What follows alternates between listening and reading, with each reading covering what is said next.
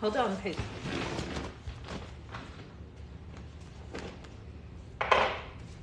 Hazel, come on.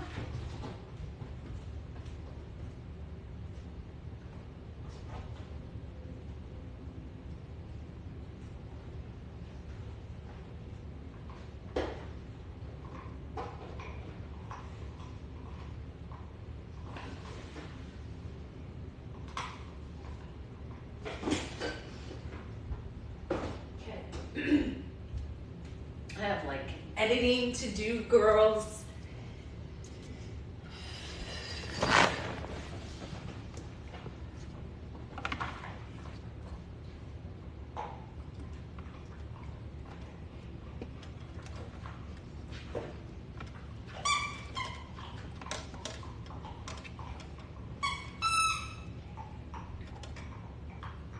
Oh my gosh, I didn't even know I was live. Okay, so I'm live. Wow. So, what up? Okay. Then let's go. I am so excited because earlier today, I was on live because I was sent this light. I don't like this angle. What's up? You know I have to be a flower.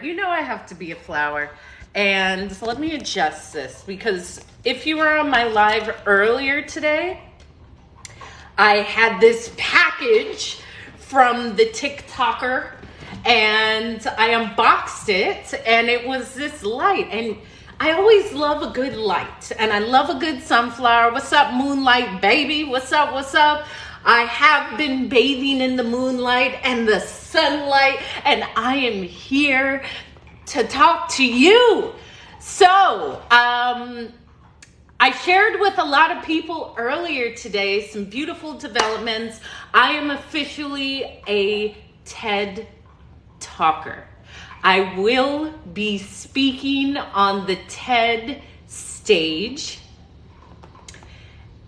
And I'm so excited about it. It is an accomplishment and it is something that I hold dearly to see. Yes, sir, conference. I'm getting better and better. I'm feel good and I say I feel better than I look, okay? So yes, I will be gracing. I will be speaking on the TED stage in October and I am gonna ask everyone who's in the room to give me a little feedback because I'm always here just speaking of confidence and positivity. And today I was thinking, what makes me special? Like, how can I even speak about this? And I said, yes, thank you. I think one of the qualities that makes me unique is I am always for the risk. Meaning I don't mind risking going broke to be generationally wealthy. Thank you, Counselor Cat Mom. Thank you. I will risk the discomfort for delayed comfort. I will risk individuals saying, what is she doing? Because I know that I can do it. And that element of risk, it could be dangerous because I don't get in physical altercations at all, but I am the type to say, I am going to risk the fight to win. Contrary to say, no, I don't want to do it. I don't want to get hit. No, I'm going to try. But that ability to take the risk, just take the risk. Thank you. You know what? I love that. Thank you. I'm going to screenshot that. And what that means to take that risk. What were you losing while traveling? I don't understand. Please clarify, because I never lose, baby. It's always a win. And the ability to say, I want this, I will risk it. I'm going to leave my dream career as a flight attendant to go after this thing that I've dreamed about, that I've always seen myself in, which is speaking. And yes, is it always comfortable? No, but that's a part of it. That's a part of it. As many as possible undercover, you know. I mean, as a flight attendant, I used to keep one in every country, but it doesn't matter. That doesn't matter. That's not what we're at undercover. How many, oh, I thought you said how many men want you. Man, I don't know. I'm not really focused on men. Men always come to me. Trust me, that's not something that I ever, I have wonderful men in my life. However, I am the love of my life. And there's benchmarks in my life that I seek to check off. That is ridiculous. That I seek to check off. Companionship is always there. Men are fantastic. They're always there. As I say, men and money are easily replaceable. I've had wonderful gentlemen in my life. I speak very highly of relationships that I've been in. However, my relationship, the most important, is with me. Yes, go to Colorado and smell that fresh air. Thank you. I appreciate you, Petey. I appreciate you. Men are wonderful. Relationships are wonderful. However, accomplishments are on that same level. So you won't ever hear me say like I have to have someone. To me, it's timing, and things are lining up beautifully for me. However, I feel that for me to take the risk to accomplish things with my voice is the most important relationship now. And oftentimes individuals have told me that's like a masculine thing. Like, wow, you're putting a career in front of a relationship. Well, it's not either or, it's all. It's all. When it's right and the timing is right, it all just seamlessly comes together. However, they're around, okay? So, that risk of I may not have it now, but that doesn't mean I won't ever have it. That risk of I don't currently know what I'm doing, but I will. That risk of people may not understand, but I know. So I can allow them to have their disconnect or their judgment because I'm going off something deeper. I'm going off of an inner compass. That's what's important. That's why I'm wearing my water bottle earrings so much, because I've shared with people on my life, be like water. What does that mean? Just flow. Just be adaptable. And as a flight attendant, one of our biggest traits was being adaptable. And I have to say, I often witness individuals that aren't. Meaning one thing goes out of line and everything is crumbled. That's not true. If something doesn't go as planned, we can always just continue to keep going. You can always continue to say, I'm figuring it out. I am the solution. I am showing up positive. I'm showing up. I'm showing up regardless of what's in my current reality. I'm showing up today. Because it's very easy to say, F this. I'm not doing this. Do people know what I've gone through? Do people know how much money I don't have? Do people know the things that have been taken away from me? Thank you. I'm very happy. And I've been in the sun a lot. Like I have to say, I love the sun. And I really love the sun after living in destinations where the sun wasn't as plentiful as, say, Hawaii. However, I appreciate that compliment so over at 88. Are you born in 88? Because that's my little sister's birth year. And I shared with a great flight attendant friend of mine. I called him and I said, hey, I saw you're posting on TikTok. You should check out his content, Romy Rome, I believe. And he does Motivational Mondays, and he has these beautiful words of inspiration. And we were based in London together, and he has seen me in different stages in life. He's senior to me, both in age and both in profession. And he said, Hope, I'm so proud of you. You know, you were my inspiration to start doing my Motivational Mondays. I said, I love it. I love it. Because often the thought is, no. I will be the first to say there's more than enough for everyone. Everyone has something. No one is taking from me. No one is taking from you. The fact that someone feels creative, feels inspired, feels like they're doing some aligned action is beautiful. And he said, Hope, I have to tell you something else. I said, what? What? All of these beautiful surprises, what is it? He said, I moved to Paris. I said, what? That's amazing. Because I remember how I felt when I moved to Paris.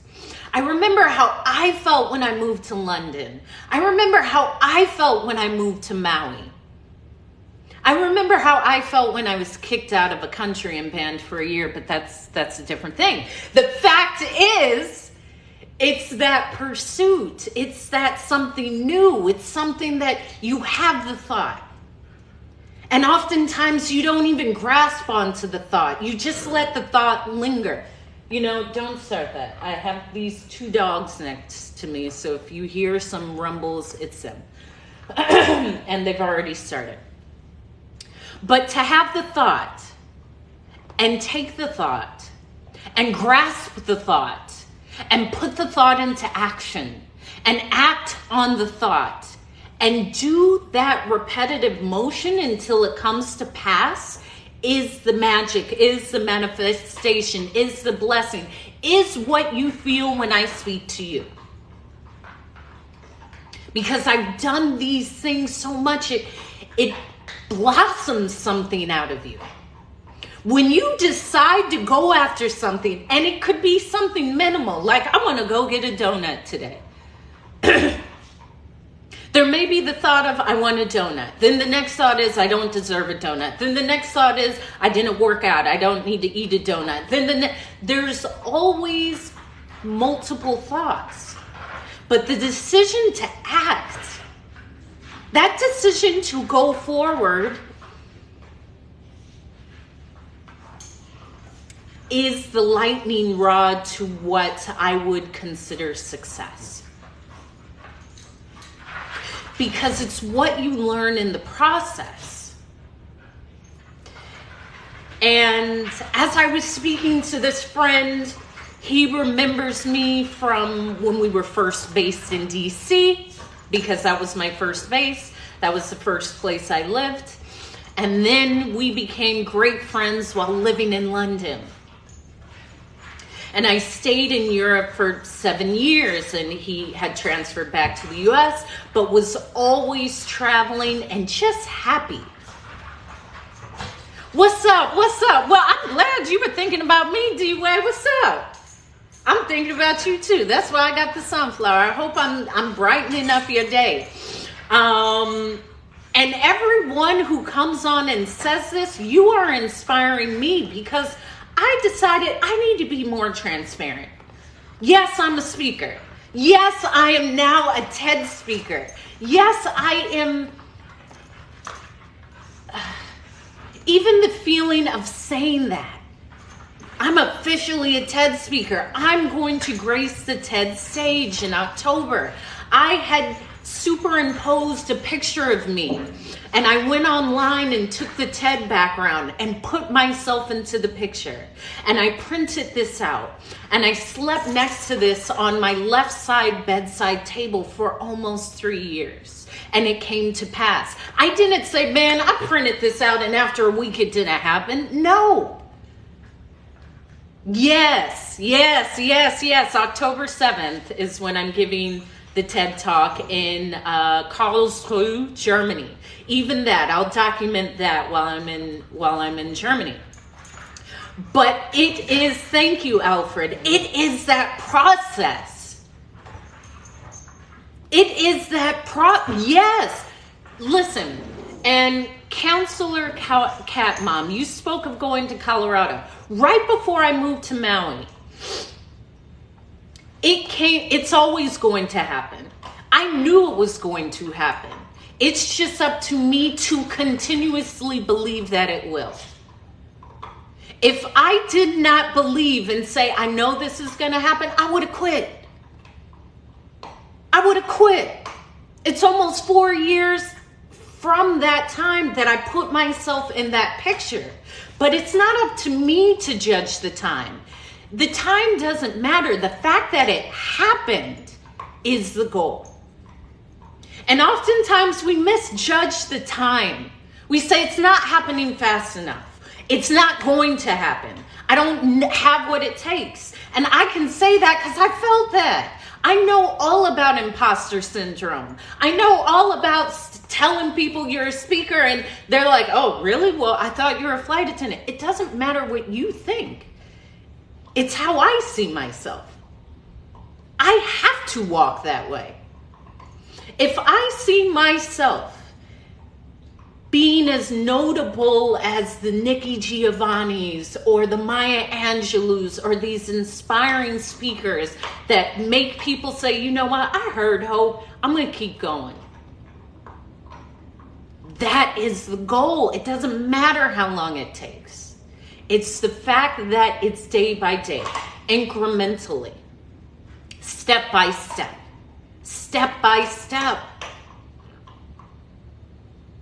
So even me sharing this, thank you, do that, yes. And when I moved to Maui, I'll jump around to a few subjects, but of course, but you didn't have imposter syndrome because you were doing it. It's just the fact that you don't allow yourself to say, I'm doing it.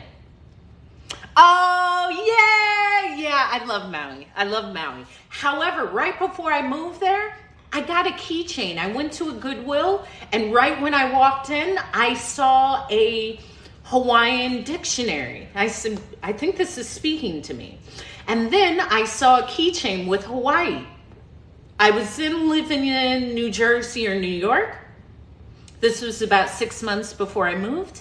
I put that Hawaii keychain onto my keys. So every time I opened my door, I wasn't in Hawaii yet, but I was physically opening the door and looking at a Hawaii keychain. What's up, Doc? Yes, I'm back. Tan as ever, glowing and just ready. So a lot of times people say, speak it into existence. It's already happened once you said yes. It's the fact of you continuously going to make it come. It's already happened. I like to say your future self is already there. That's why you can connect to it. That's why you can say, you know what? Yeah, this is for me. And the goal is to get past all the rubbish. The goal is to get past the discomfort and keep going. The goal is to get past people maybe looking at you and saying, well, why would you do that? It's not for you to figure out. It's for me. It's for me. It's always been for me. I speak oftentimes about the lack of needing outside validation. You're welcome. F what people say. You will hear me say, people are idiots. People will tell you their limitations. I could never do that. Well, that's you. Why am I listening to you? You dress bad. You never smiling. You eat bad food. You ain't go nowhere good. You ain't even shine your shoes. Why am I going to listen to you? Exactly. You got to see it. You got to know it. And it's a constant thing. This doesn't happen in an hour. This happens in days, in weeks, in months, in years, in telling yourself yes. Because I'll tell you, I'm never telling myself no. The world can tell me no. Other people can tell me no. Anything outside me can tell me no. But every time I'm telling myself yes. I don't care if you don't understand. I don't care if you feel uncomfortable. I don't really care. And I say that often because you have to convince yourself. You got to convince yourself. Forget what people say. Most people are living off of their past failures. And a failure is just a lesson while you're learning it. I can tell you about it. Now I can write this in speeches. I was always a straight A student. I always was in the upper 1% testing in school. I knew I was going to be successful. My parents said, school is home. That's the first school. I remember reading and going to the library. My father is an orator. My father was a pastor. My father not demanded, but we had a standard of how we spoke in the house. So you could never look at me and say, I wish I could speak like her. Baby, I've been doing this my entire life. The thing is, often we're judging someone else, but we don't know the work that they've put in. We don't know, maybe they're naturally gifted. And so you're judging yourself against someone else and you don't know their homework. The only judge that you have is yourself. You're only comparing yourself to you. Happy birthday, Deborah Kaplan. Happy birthday to you. Happy birthday to you. Yeah, and I know that. That's ridiculous because I used to cheat a lot and it's dumb because here, I'll tell you what, I thought the grade was the biggest win.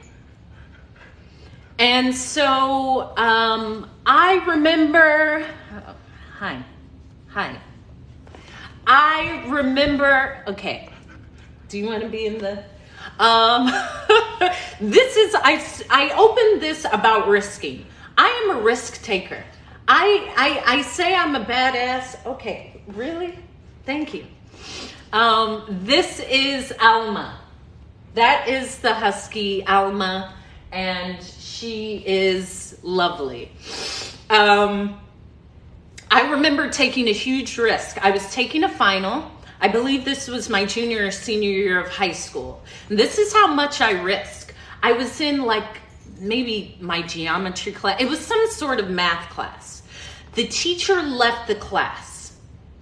I decided to get up out of my seat, go to the desk, open the teacher's drawer, get the answers to the final, take them, sat down, and copied them on my Scantron.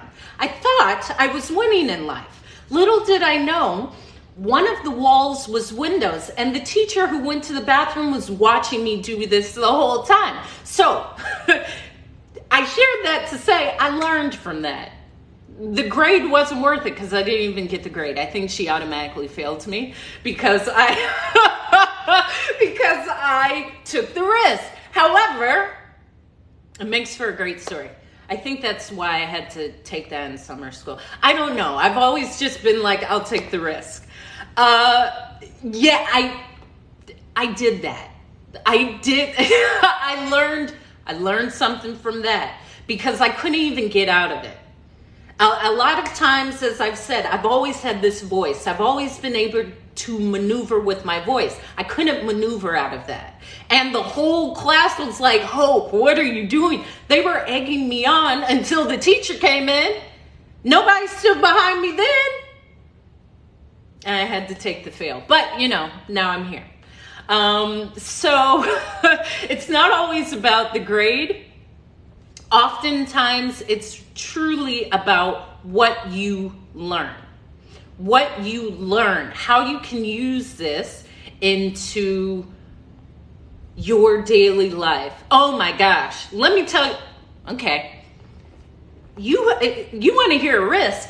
I was like grounded most of senior year. I don't even know why I was grounded. I think it was grades.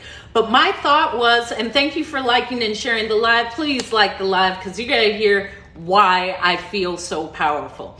I was grounded. So my thinking is exactly. And my father is very like, he would sit down, let's have a conversation. He wouldn't yell or anything like this. He was very, let's talk about this. Let's see where you went wrong and let's come up with ideas. But my father loves to have those discussions. So senior year, I was grounded most of the year, very firm, loving though. I love, I'm a daddy's girl. My thought is if I'm grounded, I can't get any more grounded. Okay, so I'm already grounded. I already can't go out. I'm just going to hop out the window. Anyway, you can't extra ground me. Thank you, Counselor Cat Mom. And you'll see, this is what I learned from it. So I believe it was my senior prom. I wasn't able to go because I was grounded. But I said, no, there's no way. I was popular in school. There's no way Hope is not going to prom. So come on, Peso. And this is Peso. So I said, you know what? I'm still going to, thank you, Peso. I am still going to senior prom. So I told my parents, I am going to, okay, if you guys go somewhere else. Thank you, Peso. I told my parents I was going to plant trees. Because I am definitely a tree hugger. And, well, no, it's because I'm in a different location. But this is actually, Peso is my dog. She was adopted for me. So, I told my parents I was going to plant trees. And my mom believed it. My dad was like, she's not going to plant trees. And I don't know how they knew the day of senior prom, but my dad definitely knew because Alma. Okay. I know. Thank you. But okay. Thank you. So she gets very jealous when I'm with the older sister. So I had told my friends I'm going to, yes, she does. Okay, that's enough. Y'all gotta go do that. I told my friends, listen, I'm going to prom with you guys. I had already bought my dress. I scheduled my makeup. I went and got my makeup done. I got my hair done. And I had my date. And so while I was getting my hair done, yes, well, she's only a year old, so she's almost full grown. So as I'm getting my hair done, my father calls my friend's cell phone because this was in the early 2000s when phones were just on the rise. So he calls one of my best friends, Sarah, her phone, and he says, can I talk to Hope? And I'm like, he knows. My dad knows. If he's calling your phone to talk to me while I'm getting my hair done, he already knows. And he said, Hope, listen, once you're done planting trees, you need to come home. So I knew I was already caught. I'm not going home. You go big or you go home. So I said, listen, I already got the makeup. I got my dress. I'm getting my hair done. My dad already knows. So I'm going to continue this and I'm going to prom. Like, I'm not going to not go to prom. So we get in the limo, we go to prom. Not even an hour in, someone comes and taps me on the shoulder. They're like, yo, Hope, your dad is here. He's talking to the principal and one of your teachers that are looking for you. I was like, yeah.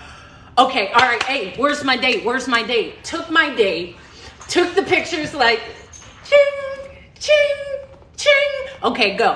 And I left and I went home because I had put pillows in my bed, so it looked like I was in my bed. This is why I'm so fearless. I've been at this for a long time. My dad came to prom. That is my father. So I had to get my pictures because I'm not going to be there and not get my pictures with my date, and then I'll leave. And that's exactly what I did. And I don't even remember what happened. I think they just were like, what are we going to do? Like, I wasn't doing anything bad, but the pictures came out great and I got teed off. So I was able to escape without being embarrassed, because my father knew all of my teachers and that would have been something. So this is why I say it's about the risk. It's about the risk. I got the pictures, okay? I had the dress, I had the makeup, I had the hair, and the story's great. But what are you willing to risk? The risk for me was, what's the worst that can happen? My dad coming and dragging me out? It happened. I still escaped, okay? You gotta, listen, that means you gotta be one step ahead. He does not. My father does not play at all. And I love him for that. However, he's also honest and compassionate. And okay, here's another story from high school. And I don't know, I think I checked out like junior or senior year just because it was so much fun. I enjoyed just the social element. That was my focus in high school, the social element. So we were able to go off campus as a senior, but as a junior, you weren't. But I always would, because I knew the security guards. I'd be like, yo, I'm going to get something to eat. I was okay. Well, there was a day where the security guard that was my friend wasn't there. And I drove off in someone else's car. I didn't even have a license. I didn't even have a license. I've been living on the edge for a while, okay? Here's the other thing. I was taking a friend of mine's car who left her keys in her car, and she just had the electronic keypad. And she would just say, if you want to use my car, take it. And so she would leave her keys in her car, and I would just go to, what's up, Miss Lovely? I would put the code in, take her car, and go get something to eat. And I went off campus, and someone said, no, stop, you're not able to go off campus. And I was like, man, bye. And I left because I was like because I was determined. So when I came back, someone again tapped me on the shoulder like, oh, that security guard went and told the administration. I was like, what? They said, yeah, go to the office. I said, oh no. Oh man. So they called home. They called my parents, and my father would travel once a week. So he would travel to this corporate office. So he was gone like Tuesday through Thursday every week. And he had just left. He had just gotten on the road to drive 2 hours or 3 hours or wherever. And the school called my parents. And I think I called my mom, like, Mom, is there a problem? She said, yes, there is. And I've called your father, and he's turned around and he's coming to the school. I was like, oh, no. This is like the end. This can't happen. Who do I need to talk to make this right? And I had found a security guard like, yo, you have to tell them that wasn't me. Can you assure that, I can't have my dad turn around. He's going like on his business trip. If he turns around and comes to the school, like, you get, I'm just gonna have to move out of the country. Like, the fear of my father was immense. And I think I convinced someone. To say, no, that wasn't hope. So I have been taking these risks for a while. However, why not? This is your life. This is your chance. This is your story. And oftentimes we're held back by the fear of what others are thinking about us, which we actually don't know. That's just an offshoot of our insecurities. Of people, they're going to talk about me. You don't, okay, let's say they will. So what? People are going to talk about you. They probably already have. In fact, if they're talking about you, you're doing something right. But coming back to that inner compass, thank you, Blue Moon song. Coming back to that inner compass of what's for me is for me, and I'll let them talk, because the voice inside of me will always drown out their voices. That's what's important. That's what's important. No, this was high school. So until you were a senior, you weren't able to drive off campus. And I didn't even have a license. It was also that. I'm just a risk taker, okay?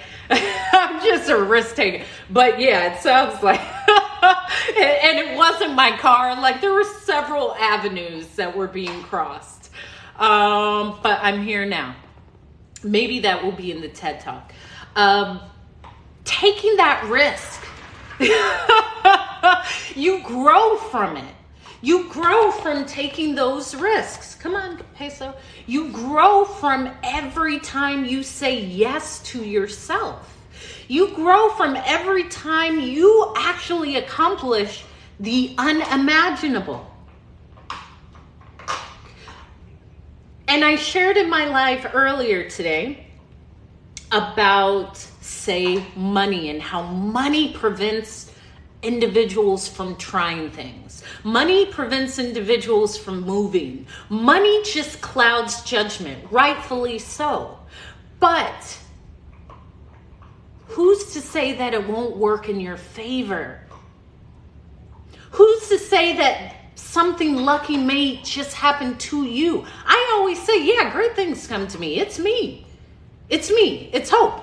If anyone were to have it happen, it would be me.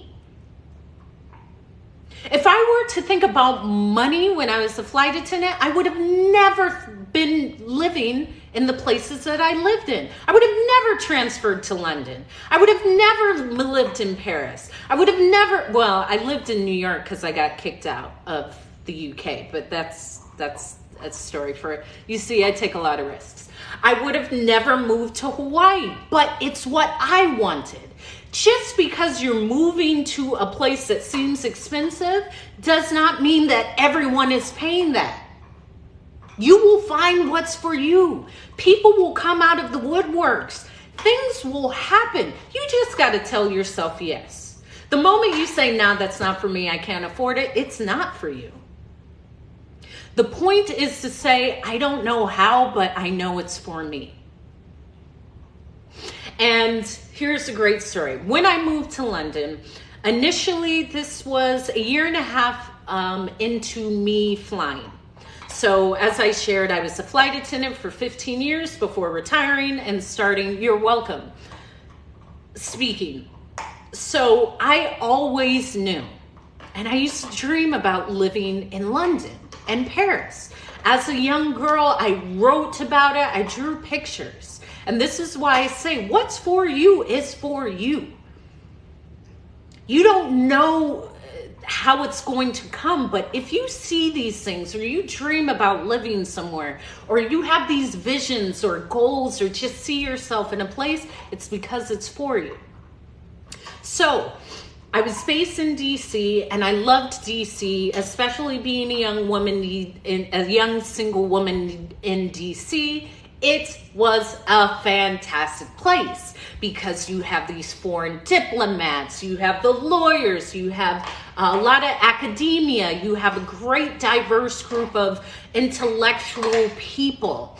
So dating and friends and going out, I was able just to meet a plethora of individuals, and I loved it. It was fantastic. But I knew DC wasn't it for me. It was a stop, but it wasn't it for me.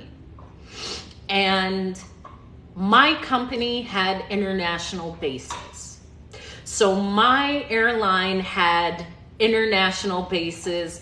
I don't care. Go. The cost is you. What I say is, if I want it, it's the perfect price. There's nothing that's more expensive than something I don't want.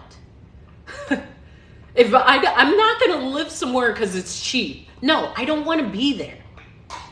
I don't want to be there. That's more expensive than being at the place that I want to be in. And you'll find what's for you. Trust me. So, my company had international bases, and we were able to list the 3 bases we wanted to be based in. So we have a base in Frankfurt, Hong Kong, Narita, Tokyo, London. Thank you. I missed you too, but I was glowing in the sun. You see, there was a reason why. Where else? And there was another one, but my top 3 bases were London, Hong Kong, and then Tokyo. As soon as I got on with the airline, thank you. And it's only looking better, baby. The glow is only getting greater. I always wanted to fully immerse myself outside of the US, because for what I wanted to become, I had to leave. Thank you. Well, I'll go back and watch this stuff because I'm building the talk. I'm building my TED Talk. And this is why you'll hear a lot more of my stories. There's a lot of stuff that, it's not I've been holding back. It's just that I'm ready to share. So to leave the US, I knew there were parts of me that would grow. I knew there were aspects of me that I would learn, and also I love a foreign man. I love a foreign man. I love an accent. I love it all. Plus, when you are outside of the US, and I was there for almost 10 years, you're like the anomaly. So I did stand out. I stand out anyway, but I would really stand out because now I'm full-time living in this outside of the US. And it's different from going abroad if you're in school. Because if you're doing a study abroad, you have your school colleagues. You have the school itself. I had a job, but I had to figure out everything. I was not helped with finding a place to live. I was helped with my visa process, but outside of that, I had to figure everything out. So I put in my transfer, number 1 to London. My second transfer destination was to Hong Kong. My third destination was to Tokyo. Anyone that opened, I was gonna go. 22, year and a half into flying, I'm out. So Hong Kong was closed for years, as was Narita. Once London opened, there was chatter within the airline. Hey, London's open. Hey, London's open. So when I put my name on the transfer list, my number was shown where I was on the list. So I was like number 850, okay? Now every week, 50 transfers would be cleared. So if I was 850, 1 week I would be 800. The next week, 750. The following week, 700. Well, oftentimes, especially being a flight attendant, individuals would put their names on the transfer list when they first started flying. And these bases hadn't been opened in 10 years. So imagine you put your name on the transfer list. And then 10 years go by and they say, Hope, it's time for you to go to London. Well, if I'm married with kids in a home, I'm going to deny that transfer. So oftentimes, when 50 transfers were put through, 10 would accept. So they would have to keep clearing the list until they fit their quota of maybe 300. So I went from number 800 to like 150 in a matter of weeks because people were denying their transfer requests. So I remember looking at my transfer like, oh, this is going to go through. And I called a great friend of mine, my great friend Brianna, and she had transferred to Vegas. I said, yo, Bri, it's time. It's go time. This is how we talk. She was like, wow. I was like, yo, it's go time. Yes, Jessica, I'm here. And I have some things to show you and talk to you about, but listen. So she was like, okay, I'm ready. I said, check this out. When it comes, let's go. Because we had already taken our transfer out twice. Like, oh, no, we're not ready. I said, Bri, it's time to go. We got to do this now. If we don't do it now, we're never going to do it. She was like, all right, Hope, put it in. We put in our transfer to London on Tuesday. It went through that Thursday. So I was like, okay, I'm moving to London. And I'm used to doing a quick move, especially with the airline. Give me a week, I'm out. 2 weeks is great. A month is more than enough time, but I can move countries in a week. So I did not know where I was going to live. I had looked on Gumtree, which is similar to Craigslist here in the US. And Gumtree had a lot of like scams, like beautiful 1-bedroom flat for 300 pounds. Well, it was a scam. Because I would say, hey, I would love to look at this flat. And they would say, okay, send us 2,000 pounds and we'll hold it for you. And then when you come, and I was like, okay, yeah, this ain't it. It'll work out. So my boyfriend at the time, and let me also share, transferring or moving countries is the best way to break up with someone. Because as I've said in most of my talks, listen, baby, I'm going, but you ain't, okay? I'm going to London, you ain't. And our time together has been magical and lovely, but it's done, okay? It is done. There is no long distance. You can come visit me, but sorry, the Brits are waiting for me, and you're going to be left here in DC. Okay, if y'all are going to start this right now, you can't do this. So, my boyfriend at that time, it is the truth. Mag's not on here, but I will leave. As I say, I'm my favorite, and relationships are great, men are great. However, I'll leave you and find someone else. It's peso. So, my boyfriend at the time had a tea company, and his business partner's cousin was moving out of her apartment or flat. I will use flat because I switch between the different dialects depending on what I'm speaking about. She was moving out of her flat the day I was scheduled to report to London. And she said, Hope, you can move into the room that I was living in. Just come, we'll figure out price. So, Counselor Cat Mom, this is why I'm saying things will just happen. I didn't even know but it happened like that. My flat just came to me. But that's the first part of the story. We'll get to how I actually got there. A year prior, I would hang out with her on a layover in London. And I remember sitting in the sunroom on the high street because I lived on Woodgrange Road, which is East London, right outside of Stratford, which is where the Olympics were. And I would look out at the Co-op, which is a small local grocery store, and the Overground, which is like the metro system. And I would just look out of her flat like, whoa, that would be cool to live here. Whoa, little did I know I was going to live there in a year. And I share this with you. Yes, this is peso. Peso, like P-E-S-O. This is peso. Half Chihuahua, half terrier. Yes, peso. I'm talking about you. So, I told my friend Bree, yo, our transfer went through. I got us a spot. Okay? We can share a room because we'll figure everything else out once we get there, but let's get there. She was like, okay.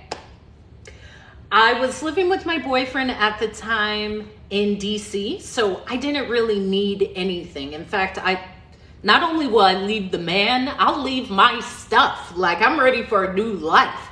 All I need is like 1 or 2 outfits. The rest, it'll come, okay? So, we leave.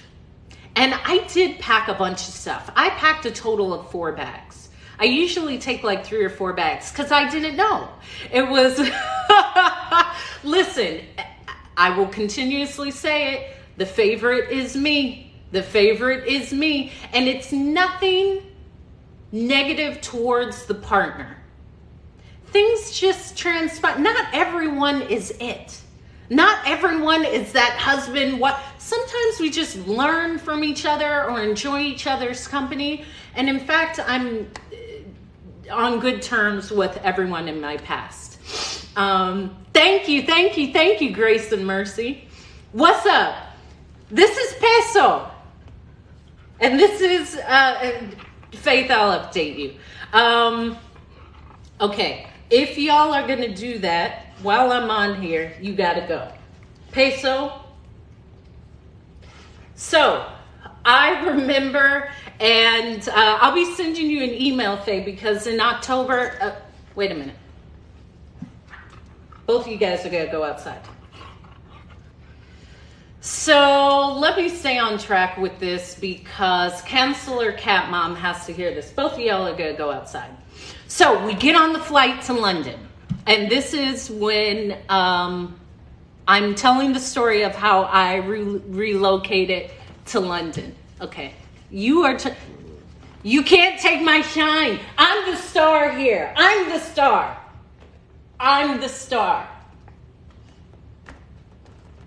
Okay, bear with me. Hey. Okay, okay, you guys are going outside. You're messing up the story, Alma. So, thank you. Okay. She gets jealous. She gets really jealous when I give more attention to Peso. Okay, you gotta go outside. So, wait a minute. Side note, Faye, that's what I said when I was with Sky. We were going to the Dollar Tree, and I was crossing the street, and someone just rear-ended this other car and kept going. And I said to Sky, what is happening? Like, did that just happen? Leah Faith is my sister. I tell you, I have a sister named Faith. That is my sister Faith. If you want to know anything about wine, go on her TikTok. She has a wine company called Let's Talk Wine NYC. She is a professional wino and has all the information you need about that. And okay, this is too much. Enough is too much with your bootleg Louis Vuitton collar. So, we get on the flight to go to London. I have 4 bags. We have to land and go to orientation. Now, at the time...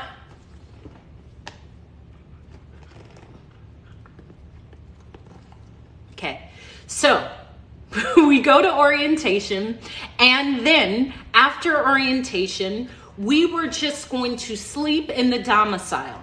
So what the domicile is where flight attendants come to check in for our trips, get paperwork, go in our mailboxes, and there's usually a place to sleep.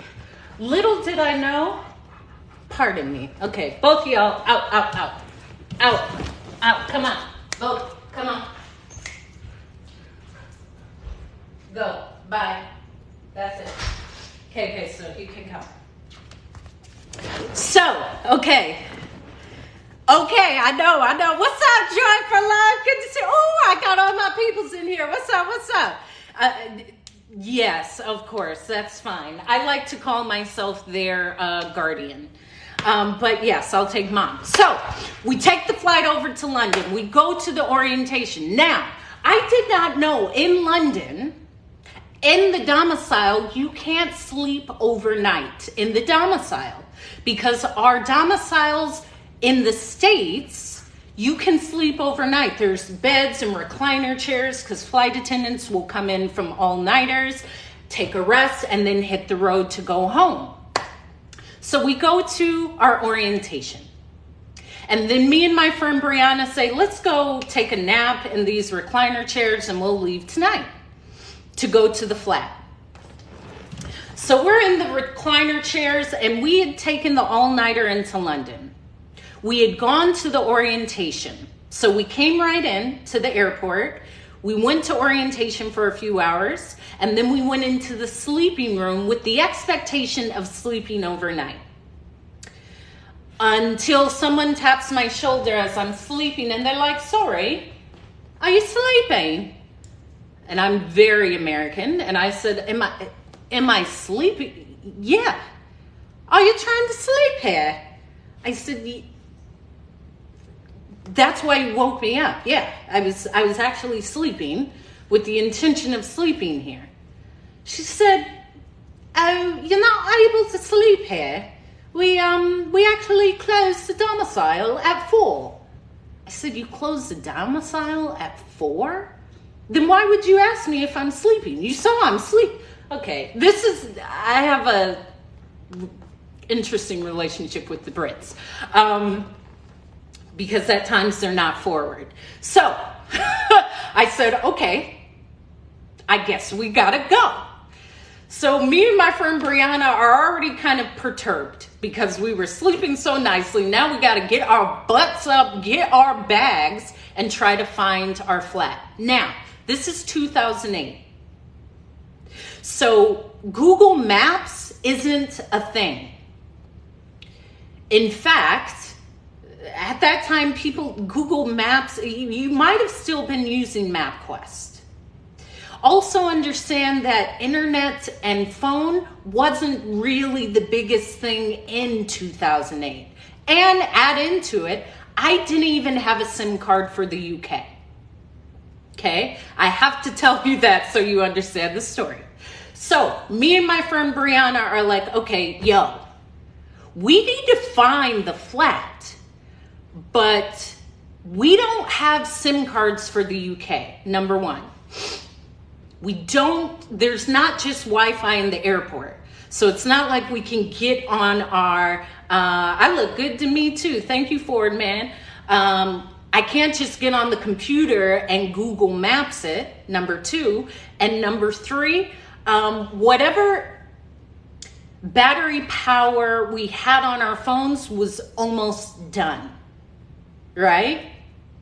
So we leave the domicile. We're in the arrivals hall, the UK arrivals hall. I have 4 bags. She has 3 bags. We have no way of contacting anyone because we don't have a SIM card. Furthermore, I didn't even have the number to the girl that I was going to be living with. But I knew I had a place to stay. So we start thinking. And again, this is 2008. So all of these things, such as even, I think I had a BlackBerry. So there was BlackBerry Messenger, but a way to find a geographical location was not really there. I am now in Heathrow Airport and I don't have a SIM card. So me and her are always ready to go. I said, okay, let's start finding a way. So we're going up to random people. And I think I was 23, 24 at the time. And we were going up to people asking for phone chargers. It wasn't as normal for people to have a charger. So we would see someone like, oh, he's cute. Ask him if he has a phone charger. Go up to him. Sorry, do you have a phone charger? No, I don't. Okay. All right. So we're there for hours. Like, all right, we got to figure this out. We have like 12% on our phones. We're already roaming internationally, and we don't have the number of where we're going to live, but we will figure this out. So we see this guy, cute guy, and he has an ice cream. And my friend Brianna loves ice cream. He was coming to pick up his cousin. I said, yo, look at him. She was like, oh, he has ice cream and he's cute. Let me go ask him. So she walks up to him and she's like, hey, where did you get the ice cream? He said, oh, I stopped somewhere before I came here. She said, oh, okay. Do you have a phone charger? He said, yeah, I do.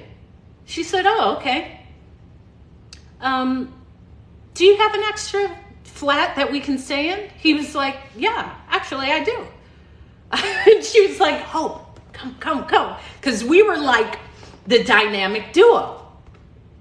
So he said, listen, if you need a phone charger, I can get you a phone charger. Your friend told me you're trying to find a friend's flat, but your phone's about to die. I have to pick up my cousin. Let me say it in his accent.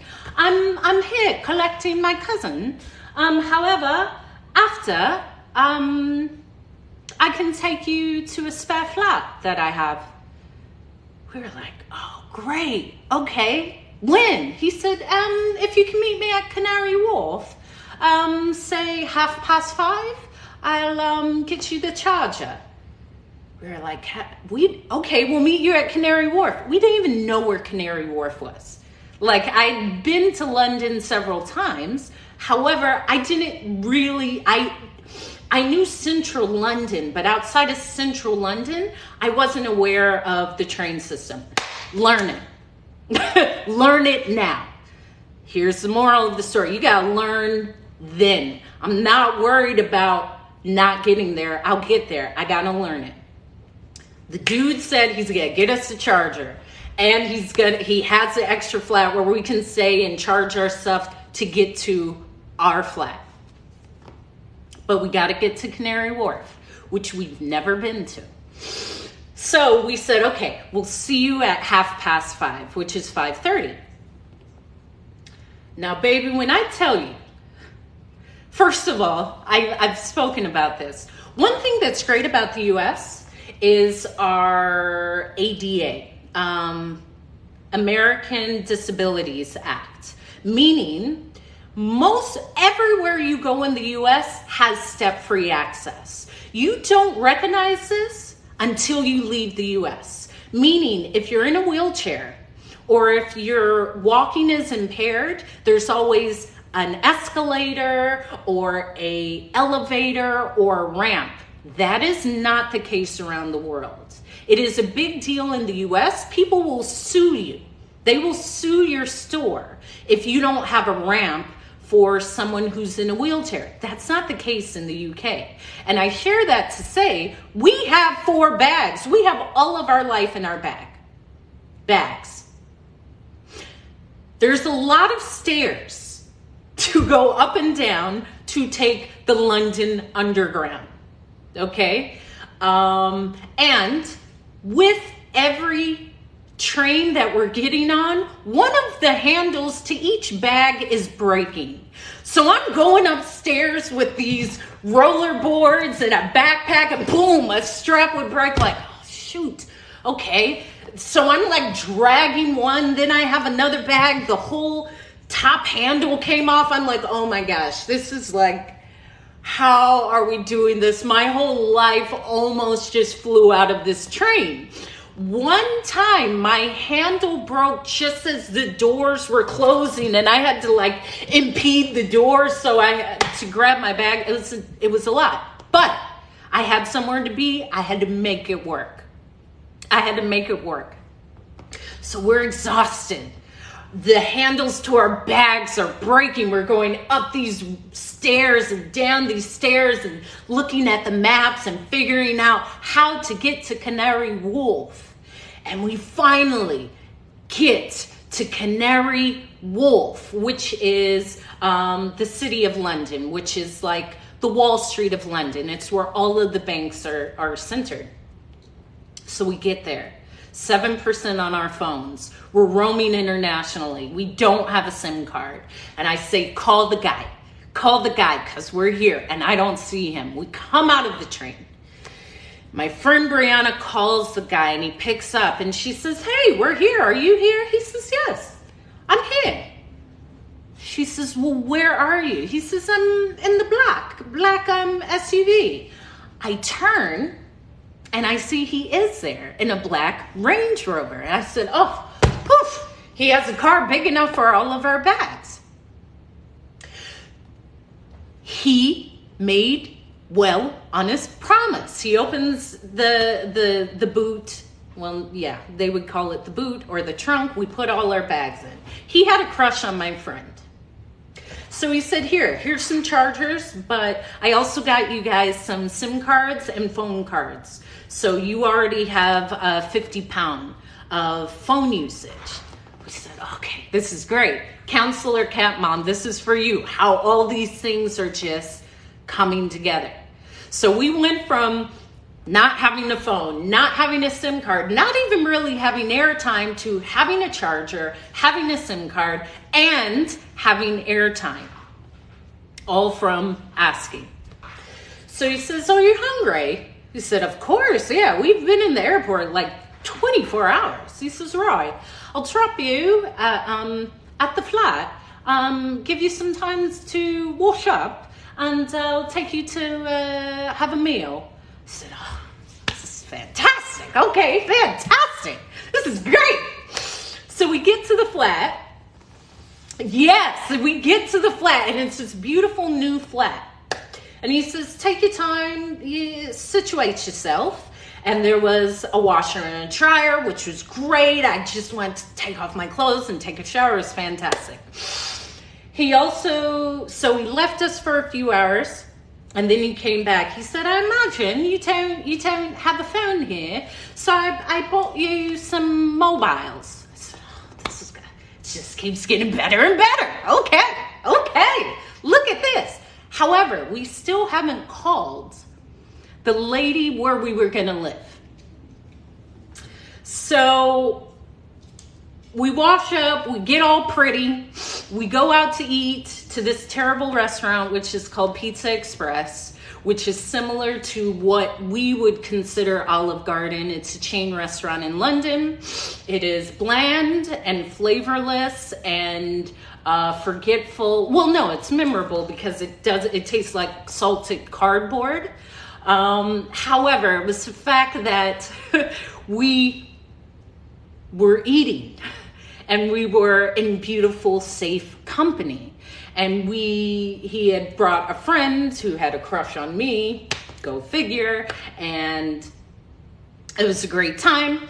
We then went out to a club and it was a great time. Now, the friend that liked me was like, oh, you're beautiful, like you're perfect, you're well fit, yeah? Well fit means like you're in good shape in London. Apparently he liked me. And he was like, I would like to take you out. Great. I'm not really interested. You're annoying, but, I'll play the role. Until we go to the club that night, and his girlfriend is at the club. And I was like, you have no idea. Like, we were out eating. Okay, whatever. I see nothing. I say nothing. I'm just here eating my food, going to the club, staying at this flat until we get to our next flat. So me and my friend are like, yo, let's try to stay here as long as possible because it's not like he's charging us. Well, that didn't really happen. He let us stay for like maybe a week because we were really trying to sort things out. And every day he would say, is there something more you need? Is there a travel card? I got you a travel card, which is like a Metro card to take the underground, the tube. And just day after day, he was saying, did you find the person you were staying with? No? Okay, I'll give you a few more days. But after a while, I think he was trying to rent out his place. So let's say by the 5th day, he said, listen, I can't extend any more time in my spare flat. So how about this? I will get you a hotel, but then this is the most I can do because it's been a week. And we were like, okay, we've extended our grace and that is okay. So we got to a hotel, we stayed in a hotel. At the hotel, that's when we went into the computer lab. Again, this is 2008, the computers, and messaged the person I was going to be living with. And she gave us the address. And when we put it into MapQuest, because again, this is 2008, we were a 7-minute walk from the hotel that the gentleman had put us up in. So little did we know. Yes, we had a free stay in the spare flat that he was seeking to rent out. But even when that was expired and we were staying in a hotel just overnight, we were actually right around the corner from where I was going to live for years. I think I lived there 3 years. It was amazing. And I'm sharing this to say, it's the fact that you want to do it. It's not, again, this thing called money often clouds your judgment. I can't do it. I don't know anyone. Just say yes and start going. That was our first week in London. Hey, 2 days after that, it keeps getting better. Like that first 2 weeks was amazing. 2 days after that, we actually found the flat. Hold on, the dog wants to come in. Come on. Okay, you better act right. Both of y'all go out. Both of y'all are now out. Okay, so moved to London, found the flat, went to the flat. Now, the first few days in the flat were rough because I've lived a bunch of places. London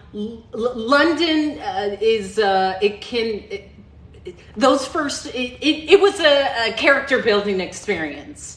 The room we moved into had nothing. And really the floor felt like pure plywood.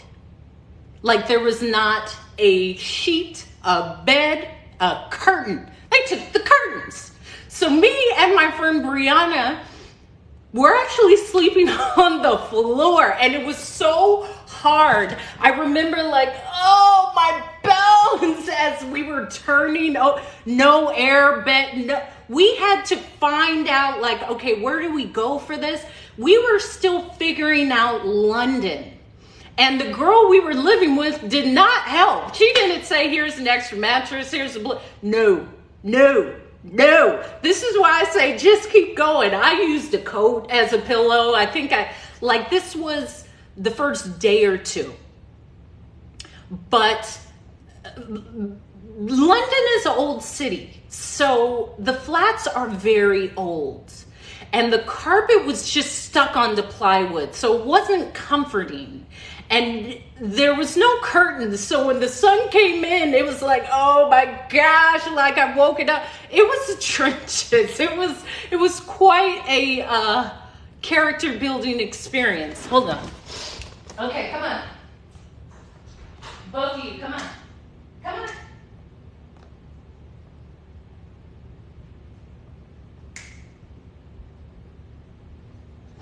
You coming in? Come on.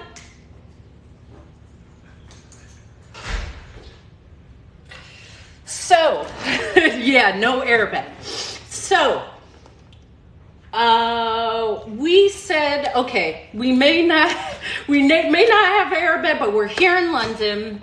We're here. We're in the flat. We'll make it work. Matter of fact, there's some festival going on. It was the 4664 something. It was a festival in Hyde Park. So me and my friend Bree are the type to say, let's just go. We don't have tickets, let's go. We're walking through central London to this festival. And as we're walking, it was not, that's what it was.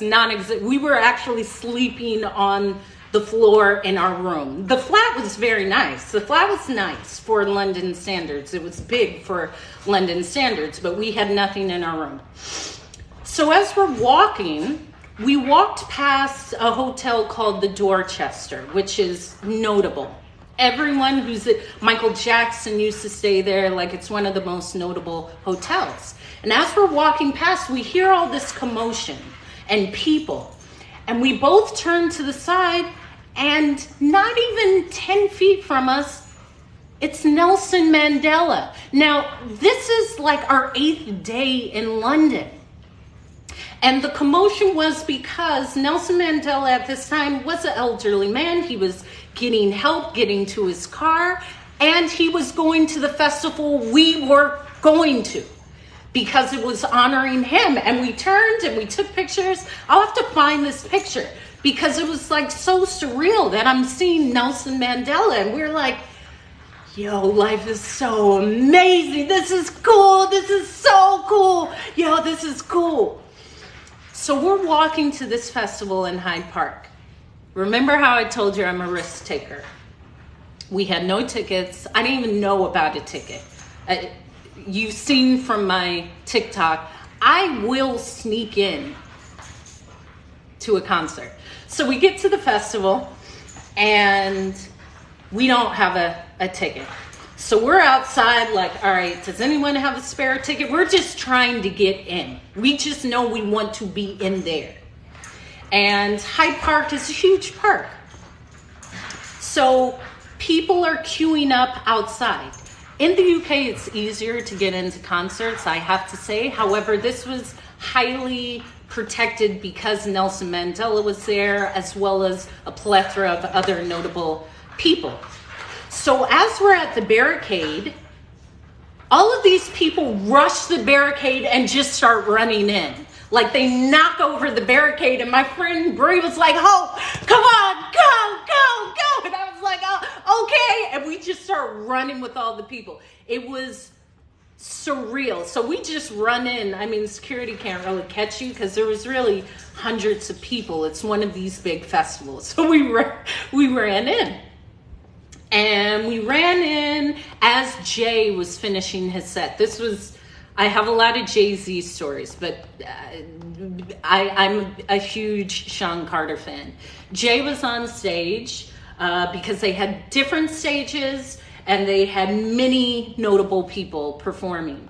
So we watched Jay, and as we were watching Jay-Z, and he was a Nigerian star. He was like, oh, you're beautiful. You're beautiful. I was like, oh, thank you. He said, come. I said, Brie, hey, come. So he just wanted to take pictures with pretty girls. This Nigerian star. His name was, it escapes me at this time. So he was taking pictures with me and my friend, and he said, come stand next to me in VIP. Cool. I'm not going to say no. We've already come from just thinking we want to go, deciding to come, walking here. Someone pushed over the barricade. We run in. Now we're in VIP watching Jay. After Jay performs, which was very notable, Amy Winehouse performed. And this was one of her last performances, and this was a performance where you could visually see a transformation from her. She was at part of her journey. She kind of half did rehab and then stumbled off stage. And what else happened? There was something else. I think we went out to dinner, but this was all just from the thought. We did not even think of like, how much is this going to be? And this was within the first week and a half of moving to London. I have several of these stories, and then I was there for quite a long time. I shared this to say, all it takes is following through with that thought of wanting to go, of wanting to do something, of wanting to move somewhere, of wanting more. It could be a concert, it could be a career, it could be a country, it could be a relationship, it could be a job, it could be a change in you. But the fact that you just start towards it, things just start happening. Doors open. People start inviting you. Maybe someone says, hey, I have someone that can help you out. And your confidence grows. Your confidence grows. And the more that you rely on that true oneness with yourself of, I can do it. I don't know how. It's not for me to know how. It's the fact that I know it will happen. That's the magic. That's the beauty. Listen, at this point, I'm unstoppable. I've been banned from a country. I've been kicked out of a country. I told you about the time I was ran over in Argentina, and there was a Middle Eastern country I was almost arrested in because I was driving after 10 o'clock, which you can't drive in this country as a woman unless you're with your husband, your brother, or your father. I've gone through so much. So there you go. Then say you are going to. Because trauma is something that a lot of individuals can relate to, but often don't feel comfortable to share. So to be comfortable, to share your story, allows someone to add a link onto a chain that strengthens them. And Counselor Cat Mom, that's a magical space. So yes, put that out. Print that out. You don't have to be as extreme as me because I don't know if my sister is still in the chat, but you see, I will risk it all. I will risk it all for the story. The fact is, it is your story. It is your story. It is the story that you build for yourself. I remember when, I remember when I was kicked out of the UK, and the first place I went to was my sister's place of business, and I had said, I've kind of been kicked out. And I don't know if she laughed or looked at, I know you said like, did I unalive someone, which is crazy, but I did not. Seize the day. Also, when I got ran over by a motorcycle in Buenos Aires, I told my sister, I said, I got ran over by a motorcycle. She started laughing. I said, why are you laughing? She said, oh, you're serious? I said, I got ran over by a motorcycle because I didn't look both ways. Sometimes you got to know you got to look both ways. But I'm still here. Yeah, I got run over. The fact is, it's your story to share. And even my mom will say, girl, be careful. Why? Listen, I don't even know what that means. That's not an action. I just go. I just go. I'll figure it out. And being in that space of I can figure it out, I will figure it out, I have figured it out, is the secret sauce. Because most of these mofos don't trust themselves, they don't trust their decisions, and they don't trust that inner guidance. And that's why it's there. The fact that it's saying do this and you say, no, I shouldn't do this, because the last time that ain't. What's up, Nikki? What's up? Good to see you. Thank you. I'm glad to see you. Arguing with that inner guidance is not beneficial, but it's understanding that it's not for you to know. Most of the time, that inner guidance will sound foreign and sound crazy. It will sound crazy, but it's there for a reason. And that element of trust of I can trust myself. I can believe in myself. I can forgive myself. I can rely on myself. Because you can. It takes that element of surrender to know that you can, and everything's leading you back to you. Everything is. I would know. I've kind of done a lot. No. But Nikki or anyone else who's new, I on my earlier live, I shared some really big developments. I am officially a TED speaker. I'll be giving my first TED Talk in October. So I'm formulating my TED Talk. Yes, I am a TED speaker. As well as, and I shared, Counselor Cat Mom, please do this. Yes, to hydrate yourself. Keep yourself hydrated. Thank you. The TED Talk, yes, it's huge.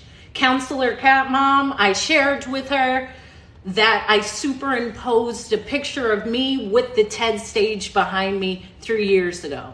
And it is official. It's happened. It's happening. No, it's happened. I've already visualized it. October 7th, I'm recording my TED Talk in Germany. I know. I wish they could be too, Bill Cosby, but they ain't. They don't make them like us. But every woman has her unique elements, so it's not all about where you're from. So yes. There is this fantastic Japanese shop in Maui that I buy a lot of my accessories from, and this is where I bought these. So I'm commissioning her to make me a bunch of earrings for my TED Talk. Y'all gotta calm it down, okay? As well as, yes, I'm doing it in Germany. I'm international, baby. I gotta do it internationally. The person putting it on is actually based out of Karlsruhe, Germany. So I'll be speaking there at the university for their TED event. In addition, I'll be creating some content at the TikTok headquarters on the 10th of this month. Yes, speak non Dutch. I can count to 10 in German. However, that's the extent. I know a little because I live with 2 German speakers, but I will be speaking in English for my TED Talk, as well as doing some content creation, as well as some interesting, cool things at the TikTok headquarters on the 10th of this month. Earlier today, I did an unboxing because TikTok sent me this setup with the lighting and some other things. So there's beautiful developments, which I had shared weeks and months ago. I was just waiting for the go-ahead for the official signatures, for the official time where I can share. So yes, TED is happening October 7th.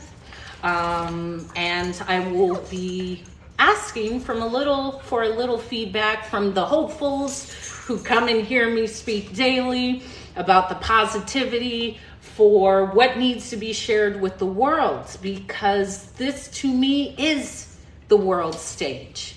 And I speak to unite humanity. I speak to, yes, you can sing to me. I love when someone sings to me all the time. That is a grand gesture, which I love. Yeah, this is a big accomplishment, and it is something that is just a part of the journey. So, yeah, the hopefuls. My name is Hope, so my hive is the hopefuls, okay? We're about positivity. We make it look good. We're here to support. We're here to be open. We're here to be risk takers. That's what the hopefuls are. So there's some hopefuls that will be in the audience then and forever. There's nowhere to go but up. So we doing it. We doing it natural hair and all. We doing it because I'm a reflection of every person that I've ever encountered in my life. We do things alone, but in reality, we're never alone. We're always influenced by every instance in life. So thank you. Just thank you, because there's hopefuls that show up every time I'm on live. And when I go and I just live and I'm not on live, you guys send me messages like, are you okay? I missed your messages. I was looking for you. I needed your word. Thank you. Thank you. It's a part of the process for me. So I appreciate it. I'm currently writing the words. If you have any insights or anything helpful that maybe you think needs to be heard, put it in the chat, DM me, because this is for all of us and it's exciting. So more will be shared. The next big thing is when I'm at the TikTok headquarters in LA on the 10th and showing up as me, you know? What am I gonna do next with my hair? That's what I'm figuring out. I think I'm going to grow it out a little. I like my little curls, but I'm gonna stay blonde. And that's what's up, you know? Staying in the sun, speaking positivity. There has to be something funny to share. I'll have to refer because thank you. You know, the Heavenly Anomaly, I love that name. I'm all about a sunflower. I love it. So thank you. Now, I think that's it. Come here, Peso. Come on. Thank you, Peso. Aside from that, yeah, the smile. If I disappear, let me just tell you, I've never really disappeared. I'm usually, if I go silent, there's probably something big being finalized or coming. And I go into a space of introspection. So I'm never disappeared or ignoring or going away. It's that I'm truly listening to my inner dialogue.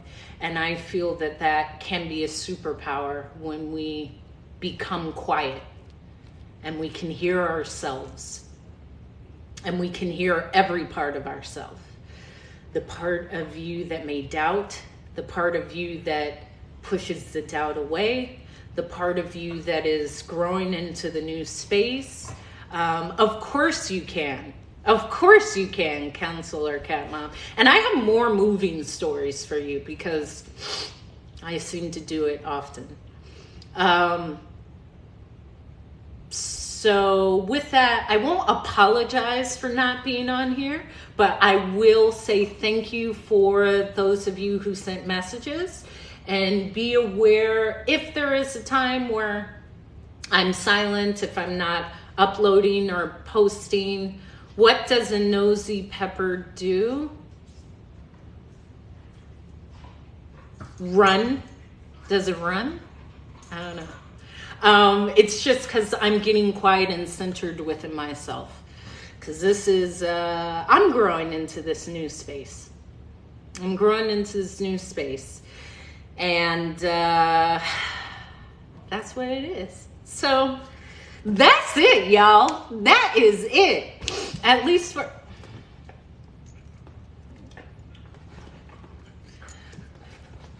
Okay. Ouch. Ouch. I'm going to close this because Alma is jealous and she likes... Yeah, what does a nosy pepper do? Yeah, tell me what it does. Tell me what it does. What does a nosy pepper do? Get hot and run away? Wait, nosy pepper? Sniff? I don't know, does it didn't post. It didn't post. I just saw what does a nosy pepper do? And now I really want to know what a nosy pepper does. And as you're doing that, let me do my closing statements. Be the reflection of love, because we all come from an infinite source of love. Show up, because I showed up. Make it look good when you show up, because, you know. And all this is, except for these earrings, is secondhand, because you know I love my vintage and secondhand stuff. On the TED stage, you'll probably be secondhand, more than likely. And go for it. Quit putting stuff off. It's now. And every day, do something towards it. Do something towards it. I will keep jalapeno business. Jalapeno business. What did the nosy pepper do? Jalapeno business? I don't understand. The nosy pepper did a jalapeno business? All up in your business. Oh, I get it. Like all up in your business. Okay. I get it. That is definitely a dad's joke. I love it. That is good. That is good. That is the update. You will be seeing more updates. Thank you for the sunflowers, Maureen 44. And let's go. It's all about the positivity. And our own positivity and words will take us further than we ever believe. Well, we believe it. We see it. We just don't believe it. That's okay. Yeah. You're welcome, Counselor Cat Mom. I'm back on tomorrow twice. I don't post my times because I do what I want when I want. You're welcome. So an exact time, no. I got my sun time. I got the outside time. I'm writing and throwing around ideas. And I just will be on twice. Once again, I will be posting this as well as all of my TikTok lives on my YouTube, which is Hope is Speaking, and check me out. And just get ready for some big developments because, you know, I love to talk. And this is really a example of just truly going for what is yours. Someone wants to hear me talk. So I will continue that, and I love you all deep, and